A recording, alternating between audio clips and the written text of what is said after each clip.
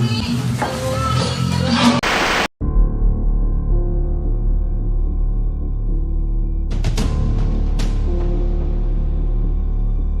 think, you know,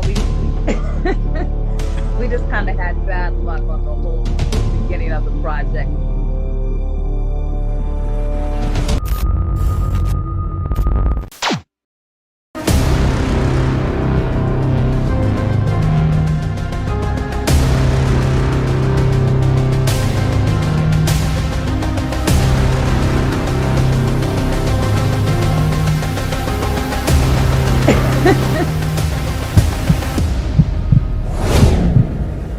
Bonjour tout le monde, c'est Stevie de Music Feeling. Et je sais déjà ce que vous êtes en train de faire, vous êtes en train de danser parce que quand on entend ce petit beat, cette mélodie,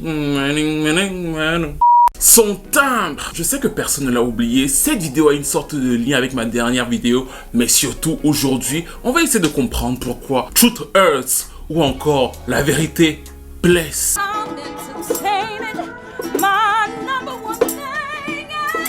A totalement disparu de la scène R&B alors qu'elle était la protégée d'un des plus gros producteurs de toute l'histoire du hip-hop, à savoir Dr. Dre. C'était la chanteuse R&B de Aftermath Records. Dre venait d'enchaîner les tubes pour Mary J. Blige, pour Toni Braxton. Donc quand il a signé Truth Hurts, tout le monde l'attendait au tournant, tout le monde se disait ça va être Hiroshima. Mais ça ne s'est pas passé comme ça. Est-ce que Truth Hurts a été maudite par des marabouts indiens qui n'auraient pas apprécié le fait qu'elle leur fasse un emprunt? Est-ce qu'il y a eu une espèce de voodoo chakra qui l'a touché? Après la plainte déposée par une artiste pour plagiat, c'est ce qu'on va voir dans cette vidéo, avec aussi bien sûr l'impact du King of R&B. Quel rôle a joué R. Kelly dans la chute de Truth Hurts? Comment s'est-elle retrouvée en studio avec l'une des plus grandes légendes de la musique africaine et mondiale d'ailleurs, à savoir Manu Dibango? C'est le moment de décortiquer tout ça. N'hésitez pas à liker, à commenter, à partager, et c'est le début.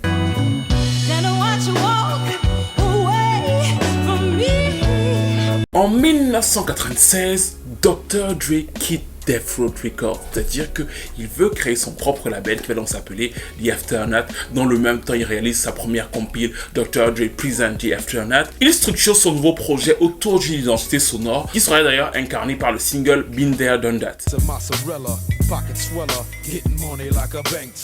Il clash fermement Death Row, mais surtout il commence aussi à se poser des questions sur la structure de son label. Il y a bien sûr plusieurs rappeurs qui sont sa priorité en vue, mais il lui faut aussi une femme. Pendant plusieurs années, notamment à la fin des années 80, il avait réussi à insérer une chanteuse dans le business, et d'ailleurs souvent on l'oublie dans l'histoire du R&B hip-hop. Pourtant je trouve qu'il y a quelque chose d'intéressant dans la formule de son premier album, à savoir Michele.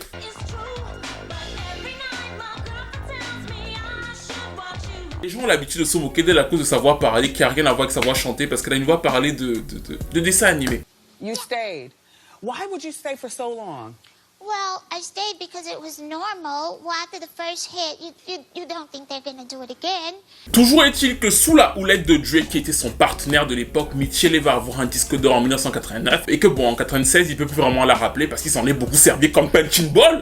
Parce qu'il l'a énormément battu, il a énormément souffert dans sa vie avec Dr. Dre. Elle a finalement quitté pour se mettre avec Suge Knight, ce qui n'a pas forcément été mieux, mais c'est comme ça qu'elle sort son second album. Donc Dr. Dre veut du sang neuf, il veut du sang frais, il cherche, et là il va tomber sur ceux qui me connaissent savent à quel point ce sera jamais mon cœur brisé dans l'industrie du disque, à savoir l'une des chanteuses les plus variées que je connaisse. Elle est capable de faire beaucoup de choses. Elle est issue du groupe le plus vocal de sa génération, à savoir En Vogue, et c'est bien sûr Dan Robinson.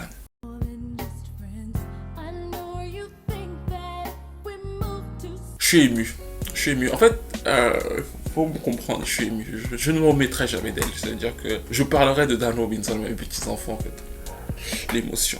Mais bref, Dan, qui a donc un sacré caractère, commence à travailler avec Dr. Dre. Sauf que Dr. Dre, ceux qui attendent Detox savent qu'il prend souvent du temps pour ses projets. Donc il veut peaufiner le truc. Dan de son côté se dit, moi j'ai quitté l'autre groupe pour pouvoir enchaîner. Je te fais confiance, tu prends beaucoup de temps. Et elle finit donc par lui claquer la porte violemment, attaque publique, insulte publique. Et d'ailleurs j'ai trouvé ça assez courageux de sa part. Parce que Dan effectivement insulte tout le monde. Mais quand elle a commencé à attaquer Dre publiquement, je me suis dit, meuf, tu es courageuse. Tu sais que c'est Dr. Dre, lui il n'a pas peur d'ego et il cogne.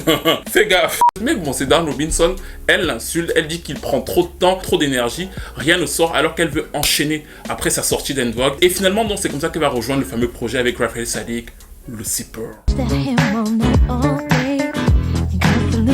Quand Dan Robinson part, elle va devoir faire une chanson clash. Je ferai très certainement une vidéo pour elle, vous allez comprendre pourquoi je l'aime autant. Mais elle va faire une chanson clash pour tout le monde en disant que tout le monde l'a envie, parce qu'elle est géniale, elle est incroyable. Mais en vrai, elle va aussi laisser une problématique à Dr. Dre, à savoir que son label manque d'image féminine. Il vient de virer celle qui était pressentie pour devenir plus ou moins la rappeuse féminine du label, à savoir Eve of Destruction, parce qu'à l'époque elle s'appelle pas encore EVE, donc elle vient de se faire virer. C'est le début de sa fameuse relation très tumultueuse avec Dre, mais pour lui le problème est toujours le même. Pendant plusieurs années, il a bossé sur ce projet de chanteuse R&B. Il commence à voir que pas mal d'autres labels le rap poussent de plus en plus de chanteuses R&B à succès, et lui n'arrive pas vraiment à trouver cette personne qui pourra incarner le son R&B de Aftermath. C'est donc là qu'il va bizarrement penser à la fille qui est là tous les soirs avec lui et qui bosse. À savoir que depuis plusieurs années, il travaille avec une fille qui s'appelle Shari Watson. Cette fille, ça fait plusieurs années qu'elle essaie de trouver sa place dans l'industrie. À la base, elle faisait partie d'un groupe de R&B hip-hop en 94 qui n'a pas fonctionné. Ils se sont présentés à un label et au moment où le projet avait plus ou moins des chances de réussir, baf, Inchinaché, il est annulé et elle rencontre donc Dr. Dre en 96 et elle commence à être une des parolières de Aftermath, c'est-à-dire que chaque fois qu'il y a un beat, elle écrit un hook, elle écrit une mélodie, elle passe toutes ses journées à faire ça et donc ça fait plusieurs années qu'elle écrit des chansons pour le fameux album de Dan Robinson qui ne va pas sortir. Ce qui la distingue, c'est bien sûr son timbre de voix très particulier, mais qu'elle a aussi une grande gueule en fait, c'est-à-dire qu'elle ne se cache pas pour dire ce qu'elle pense, comme elle pense, même avec les célébrités, et ça amuse beaucoup Dr. Dre, son côté un peu je dis ce que je veux, quand je veux, comme je le veux, et c'est donc comme ça qu'il va donc lui donner le pseudonyme de Truth Hurts, la vérité blesse. La grande entrée de Truth Hurts sur la scène musicale mainstream va se faire lors du Up and Smoke Tour. Elle a son petit mini-set, elle introduit Dr. Dre et très vite elle commence à apparaître en tant que Truth Hurts sur pas mal de productions du chanteur, notamment le tube Break Your Neck de Busta Rhymes, on l'entend dans les backgrounds. Sur le titre Nasty Mind du groupe d'Eminem, les D12, on l'entend aussi. L'introduction étant faite, il était maintenant temps de travailler sur son projet. Sauf qu'au fil des années, parce qu'elle est là depuis quasiment 97, il y a plus de 100 titres et surtout Dr. Dre est obsessionnel d'une chose qui est devenue rare dans l'industrie du disque et c'est là que je fais le lien avec ma dernière vidéo, c'est que bien sûr, il ramène une nouvelle chanteuse R&B. Mais elle doit avoir la patte d'Aftermath Records, c'est-à-dire que le son de Truth Hurts doit être identifié comme étant le son de Truth Hurts et comme étant le son qui la lie à Dr. Dre. Et ça c'est compliqué pour lui à structurer parce qu'il y a eu énormément de titres qui ont été enregistrés, qu'à la base c'était Dan Robinson qui chantait plusieurs d'entre eux et qu'aussi, nous sommes en 2002, il ne sait pas exactement comment se positionner lui-même avec une chanteuse. Le débat va être tellement chaud que Jimmy Iovine va aller plus loin, il va leur dire coupons la poire en deux. On a une chanson de R. Kelly cartonne, allons avec la chanson de R. Kelly, c'est beaucoup plus facile. Sauf que pour eux, ça pose un problème au niveau de l'identité sonore. Si on va avec la chanson de R. Kelly, bien sûr que tout le monde connaît R. Kelly et le son de R. Kelly est présent. Donc c'est une assurance de succès. Mais ça ne définit pas la personnalité artistique de Truth Hurts. Or, nous sommes Aftermath Records, on doit avoir une personnalité artistique. Et dans ces débats-là, ce n'est que vers la fin qu'un jour, DJ Quick est en train de regarder la télé chez lui. Il zappe sur plusieurs chaînes et il va tomber sur une chaîne indienne. Et sur cette chaîne indienne, il va entendre une chanson. Tout de suite, il va avoir l'idée de l'enregistrer sur cassette. Parce qu'on n'a pas encore toute la technologie, on n'a pas encore le streaming. Donc il enregistre sur sa petite cassette. Il va au studio et il se dit « Le truc est tellement ouf que je vais faire une prod dessus. » Il fait la prod dessus, il a fait écouter à Dr. Dre, à Truth Hurts et à Jimmy. Jimmy, c'est donc le label. Le label se dit « Non, c'est trop différent. On ne sait pas comment s'en sortir avec ça. Les gens, ils vont pas comprendre. » Dr. Dre lui-même a peur. Il se dit « C'est bizarre. » Truth Hurts, elle kiffe. Elle kiffe tellement qu'elle dit à Dr. Dre, il y a un parolier là que j'adore. C'est le parolier du groupe Playa. Et vous savez, parce que vous avez vu toutes les vidéos qu'il écrit en majorité pour une chanteuse que vous connaissez bien, à savoir donc Aaliyah. C'est Static Major. Elle lui dit, Static Major, je l'adore. Au début, Dr. Dre est encore sceptique. Mais finalement, 2 jours après, c'est Dr. Dre qui l'appelle en lui disant, oui, on a appelé Static Major, il est en studio pour pouvoir écrire le texte de Addictive. Maintenant, Static a écrit son petit texte un peu sulfureux. Il y a tout le sample indien, il y a la prod dantesque de DJ Quick, mais tout le monde est toujours sceptique. C'est trop différent, c'est trop ceci, c'est trop cela. Et pendant qu'ils sont en train de se disputer là, la chanson va passer dans une mixtape. Elle commence à être diffusée par les radios, les gens deviennent absolument fous. Ils se disent, on a le tube, donc de fait, le label l'envoie directement tourner le clip. D'ailleurs, elle va avoir du mal à apprendre tous les pas de la petite chorégraphie au début, mais elle va s'y faire, ils enchaînent. Et bien sûr, Addictive va devenir le tube mondial que vous connaissez tous parce qu'il va prendre d'assaut toute la planète.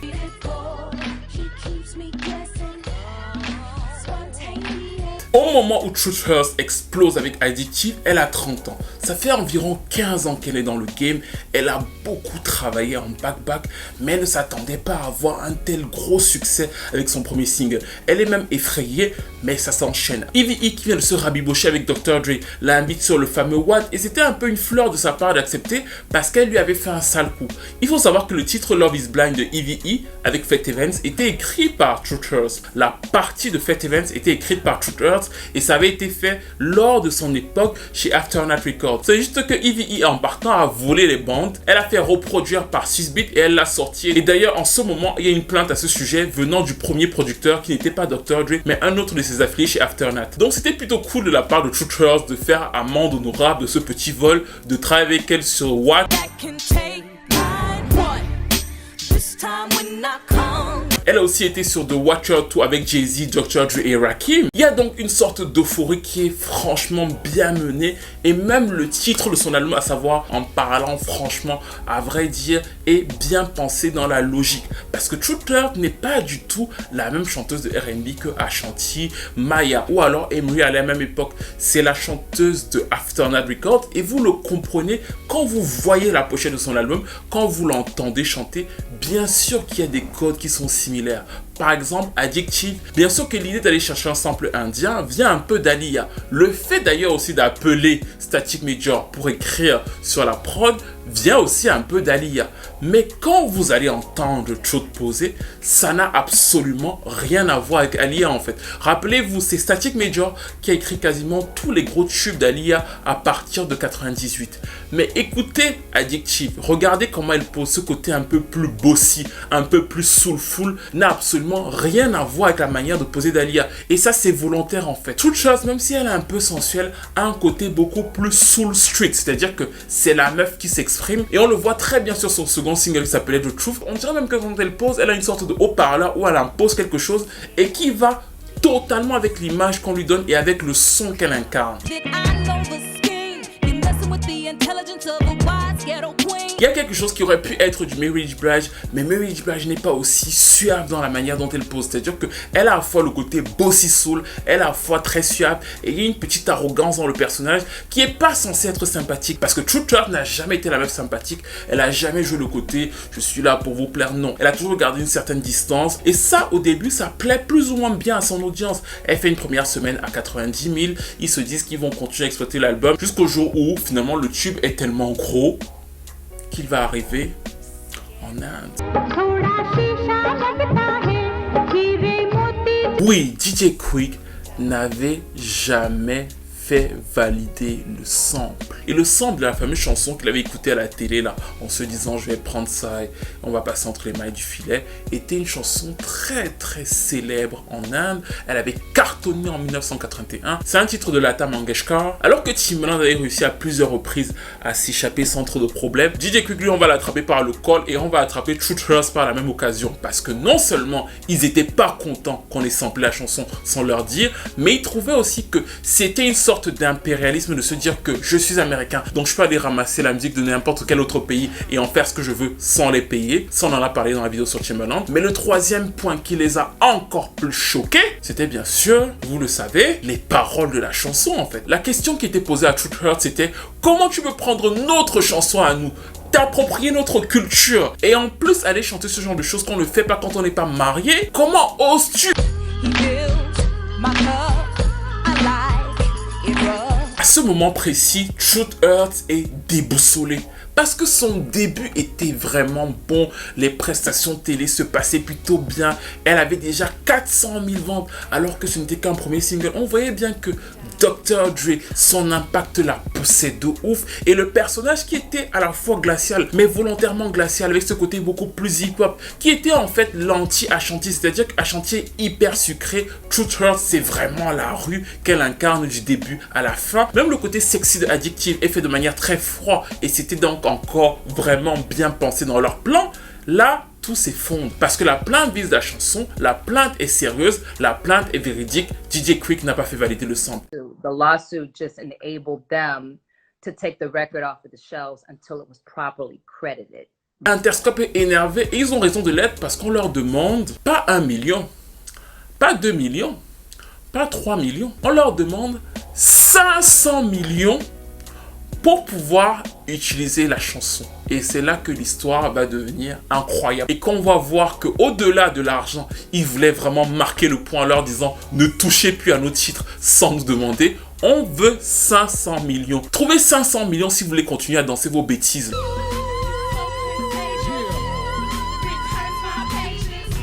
Bien sûr, Interscope va se battre, ils vont envoyer leurs avocats et pendant qu'ils vont envoyer leurs avocats, ils vont d'abord devoir retirer tous les singles de Addictive du marché. Ça devenait risqué. Ensuite, ils vont se dire, la première chanson qu'on voulait là, en single, à savoir The Truth avec R. Kelly, sera le second single. On s'assure maintenant de passer entre les mailles du filet. R. Kelly, c'est toujours la valeur sûre dans les radios R&B pour avoir un tube évident. Donc, on envoie The Truth en radio pour essayer de masquer le scandale autour de Addictive.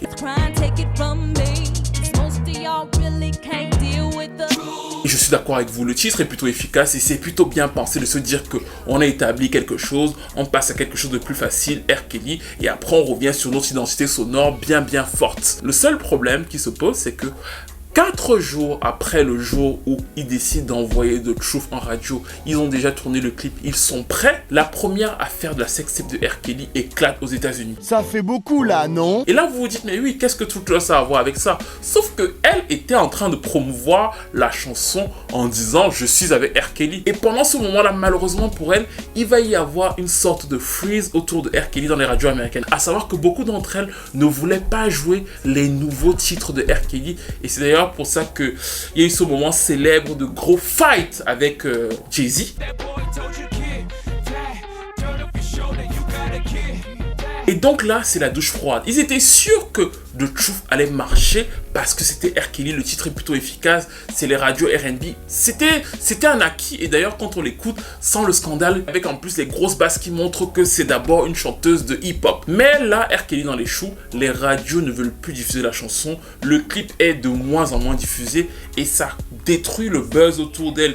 Pire encore, les avocats de Interscope Records n'ont pas gain de cause devant la justice pour les fameux 500 millions. Qui va sortir 500 millions pour une chanson? Ils n'en sont pas capables. Et c'est donc là que le juge leur demande de retirer l'album de Truth Hurts du marché du disque. À savoir qu'on va demander à ce qu'il renvoie tous les exemplaires de son album Truthfully Speaking qu'ils avaient mis dans les magasins. Du coup, le projet n'est plus vendu tant qu'ils n'ont pas crédité les auteurs indiens. Et mieux encore, elle n'a même plus le droit de le performer à la télévision tant que tout n'est pas crédité. We not only got hit with that lawsuit, we were dealing with R. Kelly and his lawsuits. We just kind of had bad luck on the whole beginning of the project. Imaginez l'horreur pour une artiste. Imaginez ce qui se passe dans sa tête à ce moment-là. Tu as ton premier gros tube mondial et tu te rends compte que le producteur n'a pas acquis les droits, on te le retire. Tu travailles sur un album, tu as ton second single avec un producteur qui est connu, c'est plus ou moins le maître du R&B. Et il est accusé de faire traîner son entrejambe un peu partout, notamment chez les petites filles. Donc ça casse le buzz autour de ton projet. Et là, tu te dis, bon, peut-être que je vais sortir un troisième single. Et non, la justice impose que comme les auteurs indiens ne sont pas crédités sur la première version de ton album qui est sortie, bah en fait, il faut renvoyer les exemplaires. Et donc la promo de l'album en vérité s'arrête en fait. Parce que même si le label ressort tôt après, ça va leur coûter un trop cher. Et le prix que les Indiens demandaient, Interscope n'était pas prêt à payer. Donc ils ont demandé à ce que l'album soit renvoyé. Après, dans un autre sens, je trouvais que l'album manquait de gros singles. Et que l'autre chanson qui aurait plus ou moins pu avoir son petit effet, c'était I'm Not Really Looking. Mais que globalement le projet n'avait pas de gros singles. Toujours est-il qu'il était quand même à 500 000 exemplaires. Elle aurait pu finir au million si tout s'était bien passé. Mais tout s'arrête brutalement. Interscope lui dit on arrête cet album là mais on va en faire un autre. Mais elle ne croit croit plus en eux. Et surtout, depuis le départ, comme elle a aussi son petit caractère, qu'elle dit ce qu'elle veut, comme elle veut et comme elle le pense, elle trouvait aussi que pour l'âge qu'elle avait, à savoir 30 ans, 31 ans, elle voulait chanter des trucs beaucoup plus matures que ce que Dr. Dre lui faisait chanter en fait. Elle trouvait qu'elle avait une image qui ne correspondait pas à véritablement ce qu'elle était au fond d'elle, que c'était un peu trop teenage, un peu trop quadrillé pour être en accord avec la personne qu'elle était. Ce truc de Queen of Aftermath, Queen of Hip Hop ne la représentait pas totalement artistiquement. C'est donc comme ça qu'elle décide de quitter le label alors qu'il lui proposait de faire un deuxième album en disant qu'elle n'a plus confiance en eux, sachant que le premier album a été retiré des magasins et qu'elle va donc aller travailler sur son second album avec Raphaël Saadiq cette fois-ci. Et c'est intéressant parce qu'elle va faire exactement le même chemin que Dan Robinson, à savoir qu'elle va quitter Dr. Dre pour aller chez Raphaël Saadiq et ils vont travailler sur un album qui sera son premier album en indépendant. Il sort 2 ans après sans aucun buzz en indé. Il y a quelques titres un peu sympathiques. Il est beaucoup plus soulful, beaucoup plus sulfureux aussi, beaucoup plus mature et d'ailleurs pour elle c'est l'album qui la représente le mieux. En fait, l'écoute de cet album m'a fait beaucoup grandir musicalement à l'époque. Parce qu'encore une fois, sur son premier album, vous voyez comment la direction artistique est très bien menée. Et c'est même là que j'ai affiné mon oreille musicale. C'est-à-dire que sur le premier album, Addictive, vous voyez même qu'elle n'est pas dans le côté sensuel, sexy. Elle est limite dans le côté dominatrice. Parce que ça va avec le storytelling musical que Dr. Dre a prévu pour elle. Quand elle se retrouve seule, elle exprime mieux sa personnalité, effectivement. Et elle est beaucoup plus sweet. C'est une soul plutôt sensuelle, plutôt sexy. Ce qui lui va aussi très bien, mais on ne retrouve pas ce côté bossy soul que Dr. Dre avait travaillé sur son premier projet et qui effectivement créait une certaine distance. Certaines personnes la trouvaient un peu froide, un peu méchante, mais ça montrait encore à quel point le projet pour moi était bien réussi, bien pensé pour moi artistiquement du début à la fin et pourquoi elle s'opposait aussi bien à des Ashanti ou encore à des Maya. Le seul hic restera pour moi le fait que dans l'album il n'y avait pas vraiment de single évident hormis les titres qui ont été exploités et le titre avec DJ Quick. Après l'échec brutal de Ready Now, elle va être dégoûtée de la scène musicale, elle va totalement s'en éloigner pour revenir quasiment en 2010, 6 années avaient passé. Elle va sortir un single un peu plus soulful qui lui aussi va passer entre les mailles du filet, mais ce qui est sûr c'est qu'elle ne va plus jamais revenir à cette identité que Dr. Dre lui avait construit. Elle va même encore plus s'en éloigner parce qu'elle va se marier avec un DJ et à partir de là elle va devenir la queen des zones de Flowery. En tout cas elle va complètement lâcher sa base hip hop pour aller vers quelque chose de plus dense. C'est d'ailleurs comme ça qu'elle s'est retrouvée à travailler avec le fils de Manu Dibango et Manu Dibango lui-même qui lui ont produit un titre en 2012. Le clip a été tourné en France.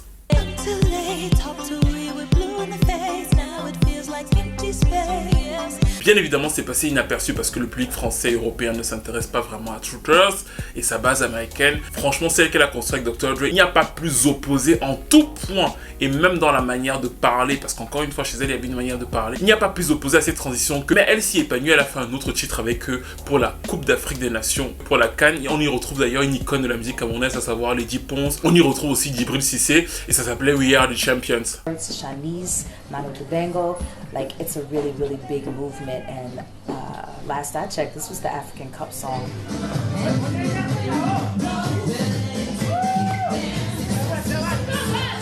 Elle a exprimé à plusieurs reprises une sorte de frustration par rapport à ce qui s'est passé sur son premier album parce qu'effectivement elle trouvait que la chanson n'étant plus vraiment diffusée dans les radios américaines, plus diffusée à la télé et plus disponible à l'achat, en fait ça avait complètement réduit son impact et quand elle devait faire des prestations, souvent on voulait la payer comme une moins que rien alors qu'elle avait quand même un gros tube et un album quasiment disque d'or, c'est-à-dire qu'elle trouvait qu'elle était complètement méprisée aux États-Unis alors qu'en Europe elle était beaucoup mieux accueillie. Et d'ailleurs quand son mari DJ va décider d'aménager en Europe, elle va le suivre et elle va faire plusieurs prestations et l'une des prestations qui avait fait le buzz c'est la fameuse prestation dans le bus après son passage en Allemagne. Elle entre dans un bus, les gens ici attendent pas, elle commence à chanter son classique et tout le monde kiffe.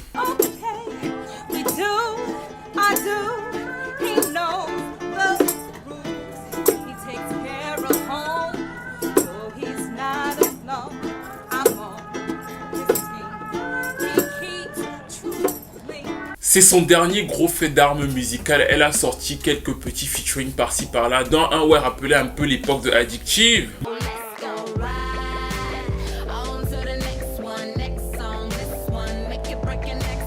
Mais depuis, elle est plutôt concentrée sur sa carrière d'actrice. Elle a joué dans pas mal de films.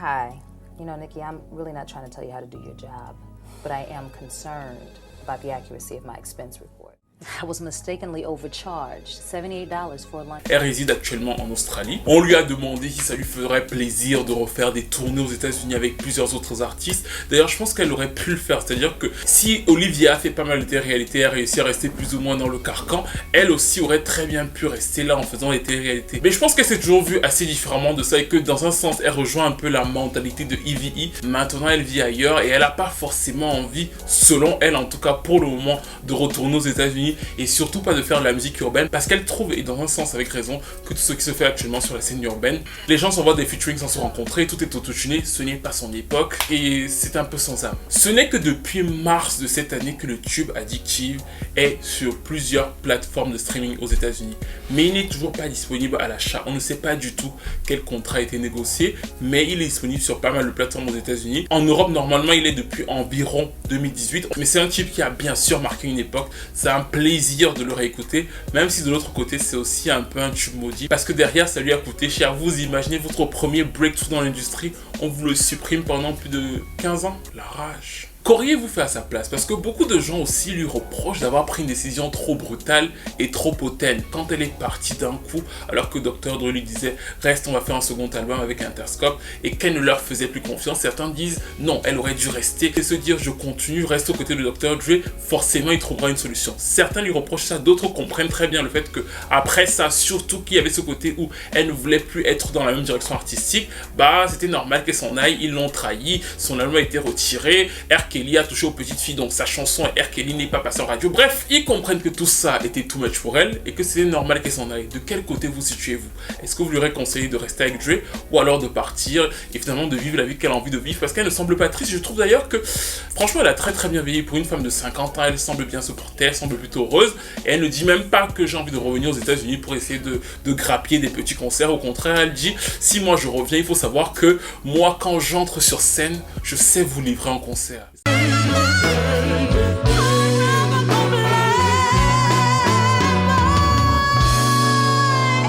C'est vrai que souvent on se faisait un peu de la gueule de ses prestations, mais elle va vous livrer le truc, donc préparez les cartes bleues. Et de l'autre côté, vu que nous sommes à la fin de cette vidéo, vous l'aurez compris, j'ai aussi attiré votre attention sur le fait que la direction artistique de Dr. Dre était pensée très différemment de celle d'une Emery, d'une Ashanti et même d'une Aaliyah, parce que quand vous écoutez les deux chansons, c'est écrit par Static Major, mais jamais tendez l'oreille, Aaliyah n'aurait posé pareil, et ça faisait vraiment toute la beauté du R&B de cette époque-là. N'hésitez pas à me donner vos avis sur sa carrière, si elle vous a marqué ou pas du tout, si vous aimiez Addictive ou pas du tout, si vous comprenez pourquoi les auteurs indiens ont demandé autant d'argent. N'hésitez pas à liker, à commenter, à partager, et on se retrouve très vite pour une nouvelle vidéo.